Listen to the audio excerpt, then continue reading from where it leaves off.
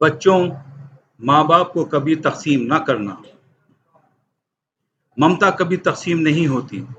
جتنے بھی بچے ہوں سب کے سب ہی ماں باپ کے لیے عزیز تر ہوتے ہیں۔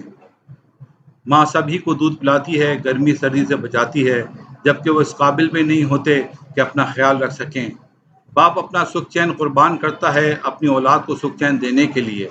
ماں اپنی ممتا کو تقسیم نہیں کرتی اور نہ ہی باپ اپنے بچوں کی محبت کو تقسیم کرتا ہے۔ ہر بچہ ان کے دل کا ٹکڑا ہوتا ہے۔ ماں باپ بچوں کی ضرورت ہوتے ہیں، تحفظ کا ذریعہ ہوتے ہیں۔ جب بچے بڑے ہو جاتے ہیں تب بھی ماں باپ کے لیے بچے ہی رہتے ہیں۔ ان کی ممتا اور پیار پھر بھی تقسیم نہیں ہوتا، اب بھی ان کی محبت بے لوث ہوتی ہے۔ پھر ایک وقت آتا ہے جب بچے خود مختار ہو جاتے ہیں، اپنے اپنے روزگار زندگی میں مصروف ہو جاتے ہیں، زندگی کی دوڑ خود دوڑنے لگتے ہیں۔ یہ بھی ماں باپ بن جاتے ہیں۔ اب ان کی زندگی کی ترجیحات بدلنے لگتی ہیں، جو کہ ایک فطری عمل بھی ہے۔ پھر ایک وقت آتا ہے جب ماں باپ عمر کے اس حصے میں پہنچ جاتے ہیں جب وہ جسمانی طور پر کمزور ہو جاتے ہیں۔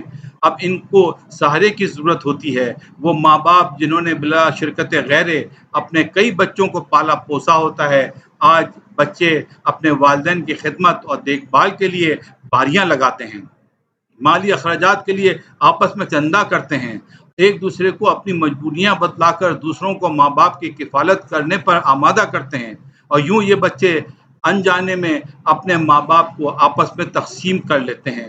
چونکہ یہ تقسیم اپنی ذمہ داریوں کی تقسیم ہوتی ہے، پھر ہر ایک کی یہی کوشش ہوتی ہے کہ دوسرا اپنی ذمہ داری تو ضرور پوری کرے اور مجھے کسی نہ کسی طور پر بڑی ذمہ رکھے، اور پھر یوں اپنی کمزوری اور نااہلی کا ذمہ اپنے دوسرے بھائی بہنوں کو دینے کا ایک سلسلہ شروع ہو جاتا ہے جو والدین کے دنیا سے جانے تک جاری رہتا ہے۔